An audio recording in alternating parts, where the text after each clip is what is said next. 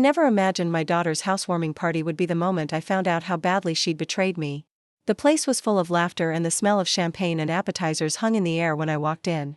But the second I stepped through those big double doors, with my lawyer right beside me, everything stopped.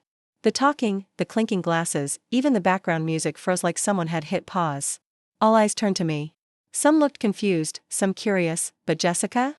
Her face turned pale in an instant. She knew why I was there. My lawyer, Mr. Harris, cleared his throat and spoke loud enough for everyone to hear. This property was taken using false documents signed under false pretenses. The transfer is frozen. You have 24 hours to leave. Gasps went around the room. Jessica's champagne glass slipped from her shaking hands and shattered on the floor. I didn't flinch. I just looked at her, calm, steady. These were the same eyes she once looked into as a little girl asking for one more bedtime story. Now, they were filled with panic, and she deserved it. The room went silent. Someone's wine glass clinked faintly as their hand trembled. Jessica blinked and swallowed. "Mom, what are you doing?" she whispered. I didn't look away. My voice was steady. "What you made me do." She opened her mouth to speak but no sound came. I could see her fake calmness falling apart, panic written all over her face. She wasn't ready for this. She thought I was still the weak, recovering mother she had taken advantage of. She thought I was still blind. Still trusting. Then my lawyer went on, clear and emotionless. "We've filed to reverse the transfer. We have recordings, financial records, and proof of fraud under power of attorney." A low murmur spread through the room. Jessica's fiancé leaned toward her, angry. "What is he talking about? What did you do, Jess?" Her panic turned into fury. "This is crazy. You can't just come into my house like this." I cut her off, quiet but firm. "Jessica, I trusted you. I gave you access to everything while I was healing. You said you were helping, but you were helping yourself." I could feel my heart steady. The fear was gone. It had left me days ago. What was left was something colder and stronger. Mr. Whitaker, my lawyer's assistant, set a sealed envelope down on the counter. "These are the court documents and proof. From now on, this house is under legal dispute," he said calmly. Everyone stared at her. No one spoke, not even Travis. Or Chloe. She looked around, searching for support, but all she got was silence. She had smiled and shown off this house like she earned it. But tonight, she learned something important: staying quiet doesn't mean you're weak. Back when I was in the hospital, recovering from surgery and barely able to move, she visited. Every day. She acted like the perfect daughter, sweet, caring, bringing me soup and books. "Mom, just rest. Let me take care of things," she'd say, smiling warmly. And I believed her. I'd always admired her drive, her confidence. She was the one who dreamed big. Her sister Chloe had stayed close to home, kept things simple. But Jessica? She chased success, and I was proud of that. So when she said she'd handle the bills and the bank stuff, I agreed. She already had power of attorney, something we had set up years ago after my husband died. At the time, it felt smart and responsible. But now I see it clearly. Jessica had been planning this for a long time. Every visit, every sweet word, she was setting the trap, and I walked right into it. "Mom, that apartment's equity is just sitting there," Jessica had said one day, smiling like she had all the answers. "I can move some things around and make it work better for you. Your bills are on autopay now, so you can just rest." It sounded like kindness. And honestly, I wanted to believe her. My body was weak, and I needed help, so I smiled and nodded, letting her take over. But looking back, I should have listened to that tiny voice inside me. The one whispering, "She's too eager." One afternoon, as she gently rubbed lotion onto my arms, she laughed and said, "Mom, I don't know how you managed all this by yourself for so long. You'll never have to worry again. That's what family is for." Her hand rested on mine. When she said it, it sounded sweet, but something about her tone felt off. Still, the days blurred together. I was tired all the time. So when she handed me papers to sign, saying it was just routine refinancing to get a better rate, I didn't read them. I trusted her. That's what she was counting on. It was one of those warm spring days when Jessica showed up with her usual bright smile, a folder under her arm, and a cup of chamomile tea for me. "Just a few quick things to sign, Mom," she said, casual like it was nothing. "We're locking in that lower interest rate, this'll save you hundreds." She made it sound like a favor, a blessing even. I flipped through the thick stack of documents, but the print was small, and the legal wording made my head spin. Jessica just leaned over and tapped the pages with her perfectly manicured nails, saying, "Here, and here, and here." No need to read it all, I already went through everything with the lender. "You know I never let anything happen to you." And I believed her. That's what still makes me sick to my stomach. I wanted to believe her. She was my daughter. She was caring for me when I couldn't care for myself, bringing me my favorite snacks, handling my meds, managing my physical therapy. Why would I suspect anything? Isn't that what family is supposed to do? So I signed. 3 times. She smiled, folded the documents, kissed my forehead, and said, "There we go, all set, Mom. You just focus on getting stronger." I watched her walk out of the apartment, humming, not realizing I had just handed her everything. The keys to my life. Weeks went by. Nothing seemed off, at first. The bills were still being paid, groceries showed up, Jessica still visited. Always cheerful, always busy, always in control. "It's good you let me help, Mom," she said once, setting down a casserole dish. "You don't need the stress." I smiled. I was grateful. I was blind. The real disaster was building behind the scenes, and I didn't see a thing. Jessica had already taken my signature and used it to take out a massive loan, 6 figures, using my apartment, my husband's last gift to me, as collateral. She did it all without my full understanding, without my knowledge. I gave her my trust, and she sold it. The worst part? She never had to shout, never pressured me. She didn't even lie, not exactly. Jessica knew me too well. She knew exactly how to pull the soft strings: motherhood, trust, I'm only helping. And I was so desperate to feel loved during my weakest moments, I handed her the knife and turned my back. Sometimes I still hear her soft voice in that same kitchen, the one I didn't know she was slowly stealing from me. "It's all under control, Mom. You're safe. You can relax." And she made sure I was so comfortable that I didn't even realize I was drowning. The truth hit me in the most unexpected way. I wasn't even trying to listen. She was in the kitchen, stirring soup, chatting on the phone while I lay on the couch pretending to read. Her voice drifted in, light and casual, until I heard the words that made my blood run cold. "Yeah," she said, laughing. "It worked out perfectly. Mom practically gifted us the down payment, without even realizing it." My stomach twisted. I froze. And that's when I knew. I didn't move. I didn't even breathe. Her voice floated from the kitchen, light and sweet, then dropped into a quiet giggle. "No, Travis has no clue either. As far as he's concerned, it all came from my bonus. She trusts me completely." Poor thing. Poor thing. Those 2 words hit me harder than anything. I stared up at the ceiling fan spinning above me, counting its turns just to keep myself from jumping off the couch and confronting her right there. But her voice kept drifting through the apartment as she moved into the bedroom, while her words stayed behind, echoing in my chest like a cold wind. Down payment without even realizing it. Poor thing. I closed my book slowly. My hands felt like ice. My brain was racing, trying to erase what I'd just heard. Trying to convince myself I had misunderstood. I wanted so badly to hang on to the version of Jessica I thought I knew. But the truth had already punched a hole straight through. 4 hours after she left, I just sat there in the quiet, staring at the wall, feeling crushed by that one overheard joke. Jessica, my daughter, had fooled me. She hadn't been helping me out of love. She'd been setting a trap, and I had walked right into it. Every sweet visit, every "don't worry, Mom, I've got this," none of it was real. She wasn't easing my burdens. She was using me. And I'd made it so easy. The more I replayed her words, the more I saw the truth. She had taken out a massive loan using my apartment as collateral. My home. The only thing my late husband left me when cancer took him. She used it to buy her shiny new house. The one she was now proudly showing off. The one she invited me to celebrate, thinking I'd never know the truth. She counted on me being too old, too weak, too grateful to ever suspect a thing. But that night, underneath the grief, something else started to grow. Not rage, something colder. Something stronger. A quiet kind of clarity. She made one mistake: she thought I was still the helpless woman in the hospital bed. I didn't call her out that night. I didn't scream or cry. I just sat there, silent. Because I knew. I needed proof, and I was going to get it. Quietly. Carefully. Because if there's one thing I know how to do, it's wait. From that moment on, I wasn't the poor thing anymore. I became someone new. Someone Jessica didn't know how to read. I smiled when she came by. Thanked her for the casseroles. Nodded along when she bragged about how smoothly everything was running. But the second she left, I turned sharper. I started digging. First stop, our joint bank account, the one she had set up for my convenience. But Jessica had gotten sloppy. Too comfortable. She never expected me to look. I found transaction after transaction that didn't make sense: large transfers, withdrawals, payments on loans I'd never heard of. Then I saw it, a single line that stopped my heart. A $300,000 lump sum marked equity advance, right? next to the name of some private lender I'd never dealt with. I sat back, my heart pounding.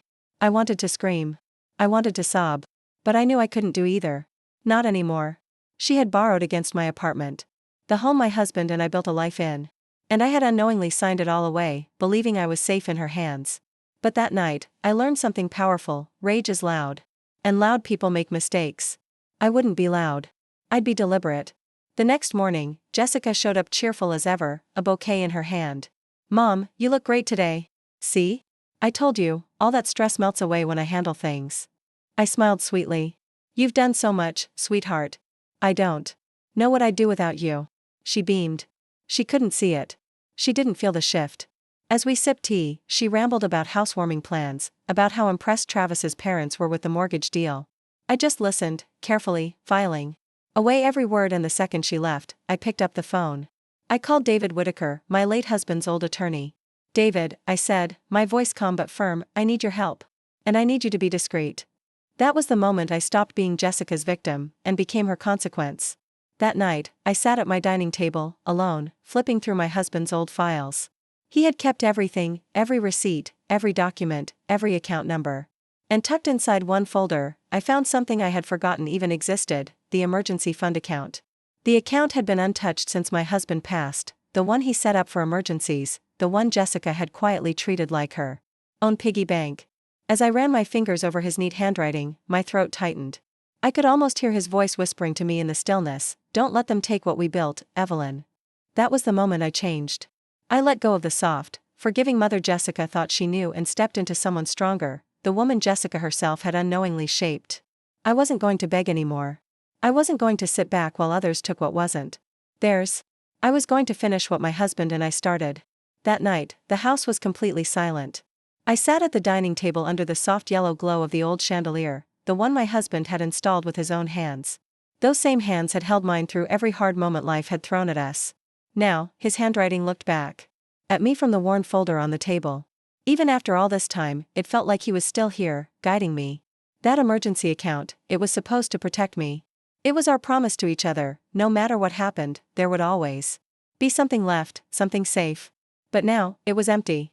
Jessica had drained it. I didn't even know when it happened.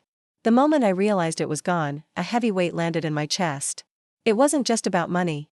She had stolen something sacred, the part of our life that was built through long nights, second jobs, and quiet faith. I pressed my hand against the folder, as if I could somehow bring it back. That's when the tears finally came, not loud sobs, but slow, silent tears slipping down my cheeks and pooling on the pages. My chest hurt, not from anger, at least, not yet, but from a deep, aching grief. For years, I had convinced myself Jessica was just ambitious. I thought her sharp edges were harmless. I believed her drive came from wanting a better life. But ambition without loyalty? That's dangerous. I had been slowly poisoned by it, one small betrayal at a time, without even noticing. As I sat there, memories came back like shadows creeping into the room. When she was a teenager, she always compared her allowance to her friends, always wanting more. In college, she insisted on expensive programs to boost her future, while we skipped family vacations just to pay for them. Later, when she got her first job, she laughed and said she'd take care of me someday because I deserved a nice retirement. I believed her. I never thought taking care of me would turn into taking from me. Around midnight, the clock chimed, and the house felt even more empty. I thought about how my husband would have handled this, calm, patient, but unshakable when it mattered. And in that moment, something clicked. This wasn't about revenge.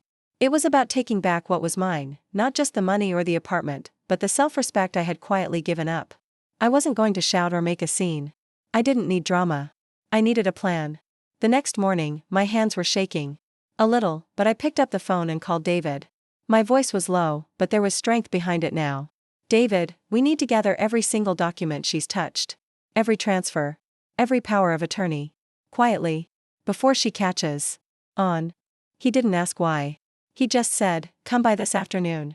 Bring everything you've got." That was the real beginning, when I moved from grieving to fighting. Jessica thought I was weak. But weak things break.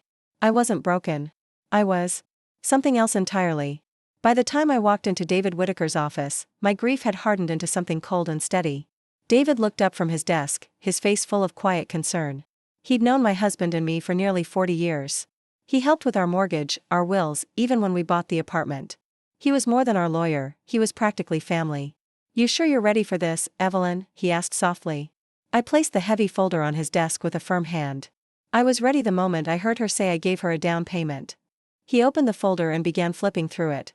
I had spent days putting it all together: old bank records, insurance papers, property documents, copies of refinancing forms Jessica had once slipped in front of me. It was all there. Her fingerprints were on everything. David paused on one of the pages, his face tightening. "This is worse than I thought," he said quietly. "A $300,000 home equity loan, secured against your apartment." David looked up from the paperwork and said, "The lender listed her, not you, as the main contact." He gave his head a small shake. With that power of attorney in place, she had full legal control. At least, on paper. I took a slow breath, trying to stay calm. "But not full consent," I said. "She misled me. That has to count for something." David nodded. "She may have tricked you into signing those refinancing papers under false pretenses. That's serious. It's enough to try and get the agreement revoked." Then he looked right at me. "We can build a case. But Evelyn, this won't be quick. And it won't be easy." She covered her tracks. "I don't care how long it takes," I said. "Just tell me what to do." And so began the quiet storm. The next few weeks were full of preparation, strategy, and long days gathering proof, but Jessica had no idea. She kept stopping by like nothing was wrong. Calling, visiting, chatting about her housewarming party. She brought me soup and banana bread, like some perfect daughter who was just checking in. I smiled. I thanked her. I played the role she expected, the sweet, relieved mother who was grateful for her daughter's help. But every time she left, I got back to work. I recorded every conversation we had. I took notes. Every time she mentioned how great the deal was or how easy everything went, I saved it. David told me to collect everything: financial papers, text messages, even her patterns of behavior. And slowly, piece by piece, she gave me more. She handed me the very rope she'd end up hanging herself with. One afternoon, we were having tea, and she casually brought up the party again. "You'll love it, Mom. The backyard turned out amazing. And the kitchen island, you're gonna die when you see it." I smiled and took a sip. "I can't wait, sweetheart." But inside, I already knew that party would be her downfall. While she planned centerpieces and playlists, David worked quietly behind the scenes. He filed court motions to freeze any more transfers tied to my apartment. He started drafting the petition to cancel Jessica's power of attorney completely. It was all slow, careful legal work, like chess. Every tiny win made me feel a little steadier. I had been drowning for months, lost in betrayal and confusion. But now, finally, I felt like I had both feet on the ground again. Jessica still thought she had all the control. She had no clue she was walking straight into the trap she built herself. Then came the phone call. It was late in the afternoon when David rang. His voice was quiet, serious. "Evelyn, we need to meet. There's something you need to see." When I got to his office, I saw a thick folder sitting on his desk. My stomach dropped. I hadn't even sat down yet, and I already felt the weight of it. David didn't ease into it. He flipped open the file and pointed at the top page. "This," he said, tapping it, "is the full loan agreement." I stared at it, not breathing. "She didn't just take out a $300,000 loan," he said. "She refinanced your apartment entirely. This isn't just collateral, Evelyn. Your home is the main security for a private balloon loan, with huge penalties if anything goes wrong." I blinked. "Wait, what does that mean?" David let out a slow breath. "It means if a single payment is missed, or if the lender calls on the loan early, you could lose everything. Your home. Your safety. And because of how she did it, under the power of attorney, you're the one legally responsible. On paper, you're the borrower." The room spun a little. My stomach twisted and rose into my throat. I gripped the edge of his desk to keep from falling over. "She used my apartment," I whispered, "as full collateral?" David nodded. "She backed her house purchase with your name, your credit, and your home. She didn't just borrow against it, Evelyn. She put everything you own at risk." I stared at the small black letters on the page, at the neat little numbers and legal terms I hadn't noticed weeks ago when she slid those papers in front of me. I hadn't read them closely. I had trusted her. I expected to feel broken. I thought the grief might come crashing back. But something colder settled in me instead. This wasn't just about money. This was about control. Jessica hadn't simply taken from me, she had tried to trap me. She wanted me tied so tightly to her, I'd never be able to break free. She wanted me dependent. Powerless. She had dressed her betrayal in kindness. Wrapped it up in hugs and casseroles and smiles. But she'd made one mistake: she underestimated me. I must have been quiet for too long because David's voice gently pulled me out of my thoughts. We still have a path, Evelyn, he said. The recordings you've collected, the fact that you were recovering from surgery when she had you sign the papers, the proof she misled you, it all makes our case stronger. I nodded, steady now. File everything, David. Freeze the property. Freeze every account she's touched. He leaned in, his voice calm but serious. This might get very ugly. I met his eyes without even blinking. She already made it ugly, I said. I'm just here to clean it up. From that moment, we pushed forward fast. David filed motions to revoke the power of attorney completely. He laid it all out, the medical vulnerability, the deception, the fraud. We submitted everything, bank records, recordings, text messages. It wasn't fast, and it sure wasn't easy, but the legal system began to move. And through it all, I kept playing my part. Jessica still came by often. She'd smile, chat, bring me soup or flowers. She acted like the same caring daughter, clueless to what was going on behind the scenes. I never let on. I kept smiling. I listened when she bragged about her new kitchen. I nodded when she gushed about her upcoming party. She thought everything was going exactly her way. But the truth? Every visit, every chat, I was collecting more evidence. My silence wasn't weakness, it was my strategy. I watched her talk, laughed at her jokes, even complimented the house she'd bought with my money. But deep down, I was already pulling the rug out from under her. You're going to love the guest room, Mom, she told me one day, sipping her coffee. We picked a neutral design, just in case you ever want to stay over. Stay in a guest room? In a house she bought by gambling my home? The audacity. I smiled. That's very thoughtful of you, sweetheart. She beamed, pleased with herself.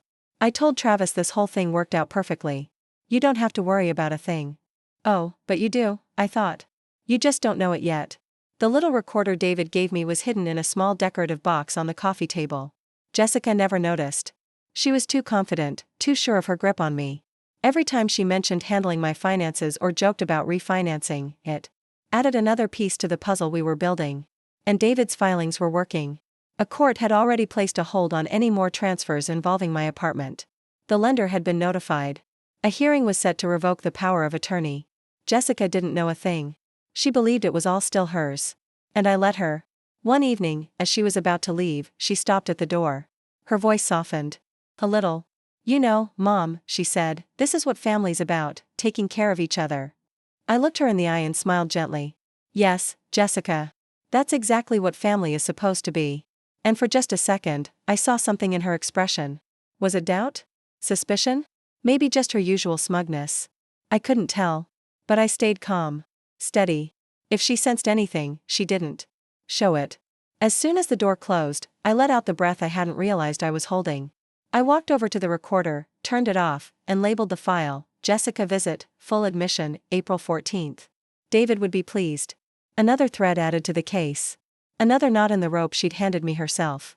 That night, I stood in front of my bathroom mirror. I practiced. Not just my words, but my face. My tone. I knew the moment of confrontation would come. And when it did, I couldn't afford to crack. Crying wouldn't help me. Screaming wouldn't either. Jessica was counting on me to fall apart. That's what manipulators do, they wait for emotions. So they can dismiss them, twist the truth, and pretend they're the victim. But I wouldn't give her that. Stay calm, Evelyn, I told myself. Stay quiet. Quiet doesn't mean weak. Then the housewarming invitations went out. Jessica invited everyone, friends, coworkers, family, even Chloe. Everyone but me. She didn't say it outright, but her little comments made it clear, she expected me to decline. She didn't want me there unless I was going to smile, clap politely, and play the role of the clueless, doting mom. She didn't realize that I had already stopped playing that part. She had no idea I was planning to come. What she really didn't know was how I'd be showing up. When the invitation arrived in the mail, I almost laughed. It was this fancy gold card, printed on thick, shiny paper with fancy letters. It read, Jessica and Travis, a new beginning, housewarming celebration. There wasn't even a personal note, just a formal invite addressed to Mrs. Evelyn Carter. That told me everything I needed to know. She didn't want me, she wanted the image of me. The smiling, supportive mom in the background, clapping politely while she showed off everything she had taken. This wasn't an invitation, it was a stage performance. And I was expected to play a part.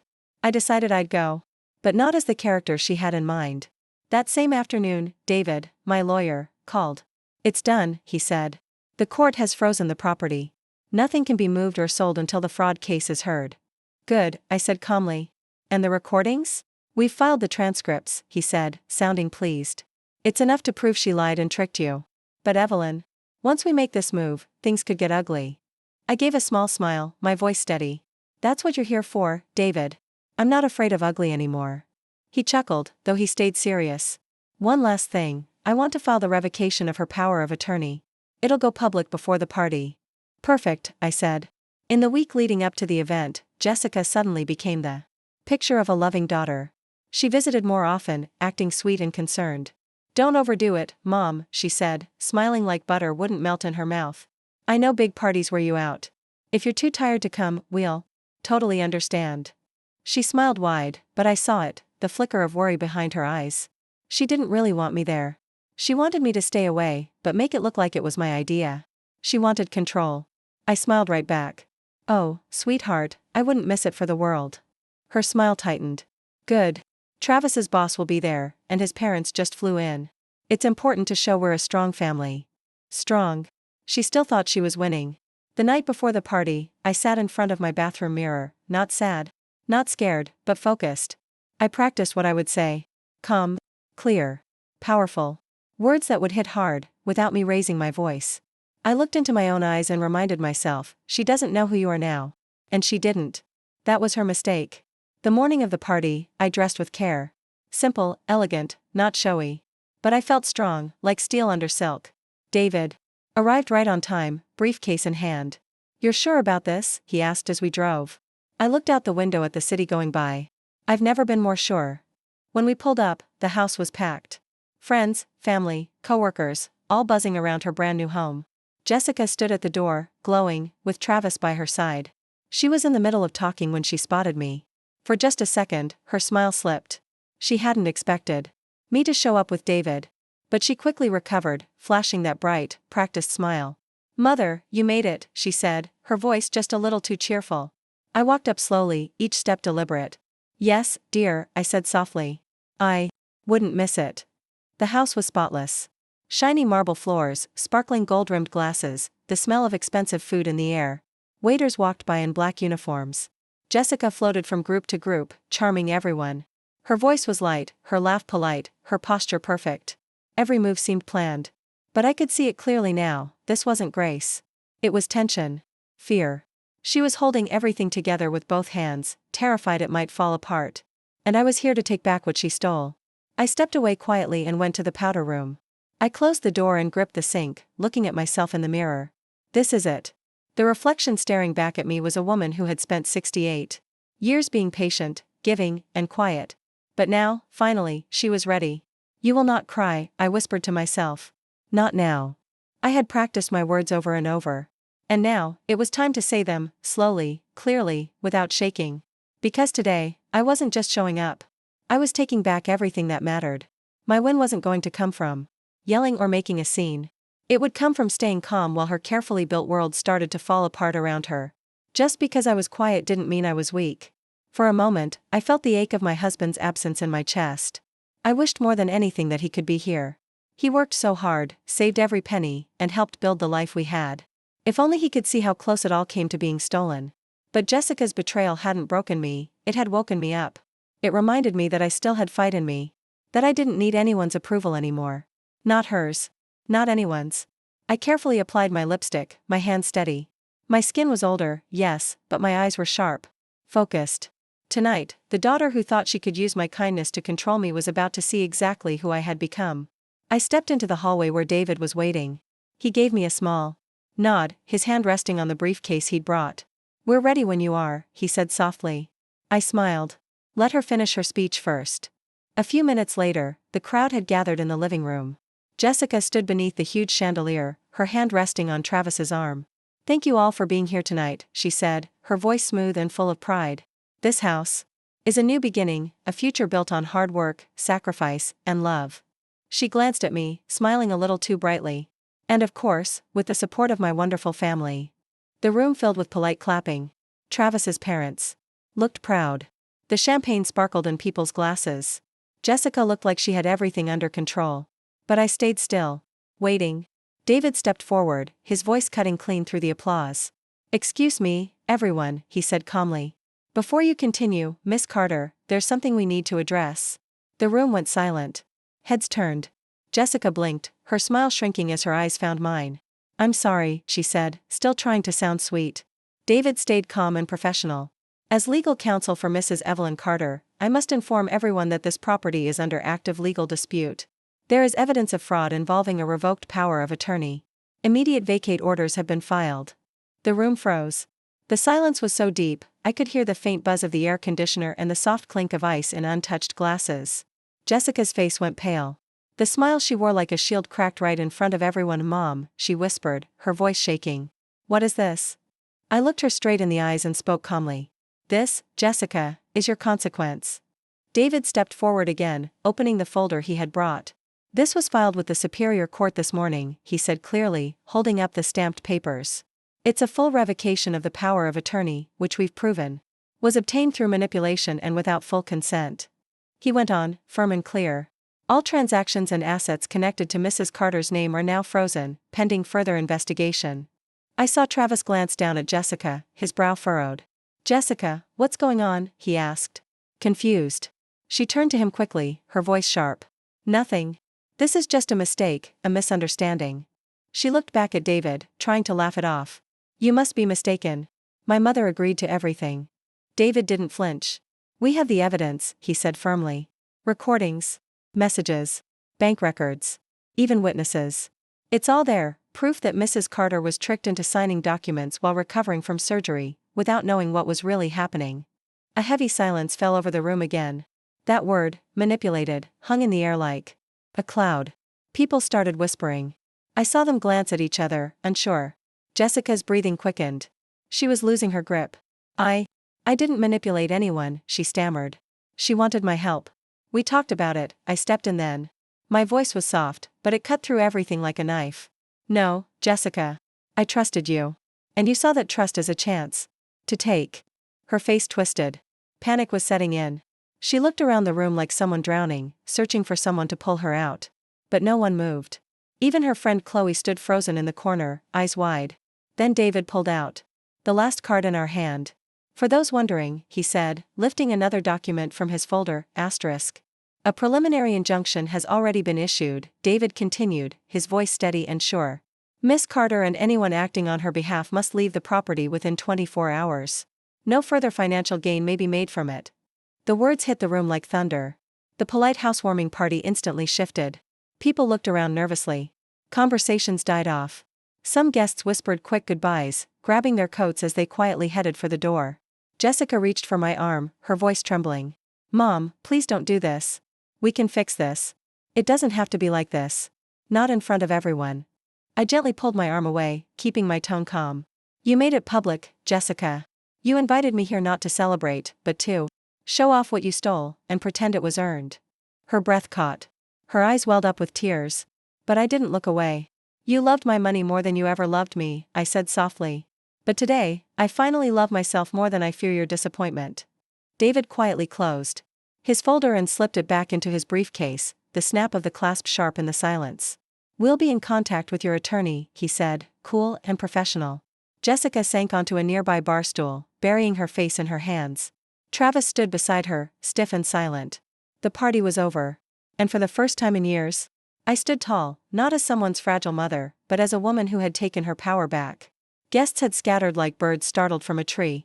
A few family members lingered by the door, whispering and glancing at me with wide eyes. None of them came close. Jessica stayed frozen, hunched over the stool, her shoulders trembling as she tried and failed to keep her composure. But it was Travis who spoke first. You took out a second mortgage, he said. His voice was low, but full of anger. His eyes narrowed as if he couldn't believe what he'd just heard. Jessica's head snapped up. Travis, listen, it's not what you think. It was just a short-term loan. Everything was under control. We were going to pay it back. He stepped away from her, shaking his head slowly. You lied to me. You used your mom's property without even telling me. You said this house was bought with your bonus. With your savings. Her voice grew. Louder, more frantic. Because you would have said no. You kept saying we couldn't afford it, that it was too risky. But I fixed it, Travis. I handled it. He repeated her words bitterly. You handled it. You risked everything, my job, my name, everything, for this lie. And just like that, something in their picture-perfect image cracked wide open. Years of tension, things that had probably been simmering for a long time, finally came to the surface. I stood silently, watching it all unfold. I didn't have to say anything. Jessica was tearing down her own story with every word she spoke. David stood beside me, quiet and steady. Travis's parents approached, unsure, his mother whispering to him, "Is this true?" He rubbed his face with one hand and sighed. "Apparently, yes." Jessica turned to him again, more desperate now. "Travis, please. I did this for us." "No, Jessica. You did it for you," he said firmly. "You always do." That broke something inside her. She started sobbing, loud, raw tears that smeared her makeup and shook her whole body. I wanted to give us a life. I wanted to make you proud. You didn't have to steal for that," he growled. The energy in the room shifted. For years, Jessica had been the one in control, the one who smiled, charmed, and convinced everyone around her. But now, that image was falling apart. The mask was off. People weren't seeing the confident woman she always pretended to be. They were seeing the truth, a woman who had built her world on manipulation and greed. Not because she had to, but because she wanted to. Because it made her feel powerful. And now, all of it was falling apart, right in front of everyone. Then, Chloe approached me. Her voice was small, shaking. "Mom, I didn't know. I swear, I didn't realize it was this bad." I looked at her. There was fear in her eyes, but also guilt. "You didn't ask," I said quietly. "None of you asked." She nodded slowly, tears building up. "I'm sorry." For a moment, I let my hand rest on hers. "It's not you I came here for tonight," I said gently. "But it's time you saw her for who she really is." David touched my arm lightly. "It's done, Evelyn." I let out a long, slow breath as I looked around the ruined scene. Jessica, crumpled and crying Travis, standing in stunned silence. Guests gone. The champagne untouched. The beautiful house nothing more than a crumbling stage. "Yes," I said softly. "It's done." And for the first time in a long, long time, I was free. The room felt cold and heavy, like time had stopped. Jessica stood there at the center of it all, trying to hold herself together, but every word she said just made things worse. "Mom, please," she cried, her voice shaking. "I didn't mean to hurt you. I swear, I thought if I handled everything, you wouldn't have to worry. I just wanted to make your life easier." I looked at her, tilting my head slightly. My voice stayed calm. "You weren't trying to make my life easier, Jessica. You were trying to make it disappear." Her face fell apart even more. "You didn't want me to feel safe or comfortable," I said, still steady. "You wanted me to stay small, so you could stay in control." She shook her head fast, panicking. "No. That's not true. I was trying to take care of you. I was under so much stress while you were recovering." "You mean while you were draining my bank accounts?" I said softly. "While you were forging my signature, stealing my house?" The silence was so sharp you could hear someone near the door whisper, "Oh my God." Jessica started breathing hard. Her hands were trembling. "You don't understand," she snapped. "You never had to think about the bills or how to make everything work. I did it all for this family." "For the family," I repeated, looking right at her. "Or for how you wanted to look to the world?" She froze. I took a slow step forward, not to scare her, just to make sure she heard me. "I gave you my trust, Jessica. Not just money or paperwork. Trust. And you took that as your chance to take everything." Her lips started to tremble. She whispered, "I thought you'd be proud of me, Mom." I let out a breath, calm but honest. "I would have been. If you had done this the right way. If you'd built a life with love and honesty. But you didn't. You built all this with lies." David, who had been standing by quietly, stepped forward now. His voice was firm, clear. "For the record," he said, "Jessica Carter is legally blocked from claiming any financial responsibility or guardianship over Mrs. Carter from this moment on. Any attempt to manipulate her emotionally or financially will cancel whatever limited rights remain. The paperwork has already been notarized and filed." Jessica's shoulders dropped. She looked like all the air had left her. No more excuses. No more fight. Travis stood by the doorway, frozen, his arms crossed tightly. He finally turned to me, his voice low but heavy with anger. "Mrs. Carter? I didn't know. I swear to you, I didn't know." I lifted my hand gently. "You don't need to explain anything, Travis. But you do need to decide who you stand with now." His face darkened. He looked at Jessica, and in his eyes, I saw more than just anger. I saw deep disappointment. She crumbled even more under the weight of it. Around us, the guests quietly slipped out of the room, not daring to speak. Chloe stayed close, her voice shaking. I didn't want to believe she'd really do this, she whispered. You believed what was easiest to believe, I told her gently. We all did, until now. I felt her fingers trembling in mine. I'm so sorry, Mom. But I looked her in the eye and said softly, this time, Chloe. I'm not the one who needs an apology. Almost everyone was gone now. Jessica sat alone, her sobs turning into quiet, broken gasps. Travis stayed by the door, not looking at her anymore. David placed one last paper in my hand, a stamped, sealed copy of the court filing. I held it tight, steady and strong. This time, I was the one in control.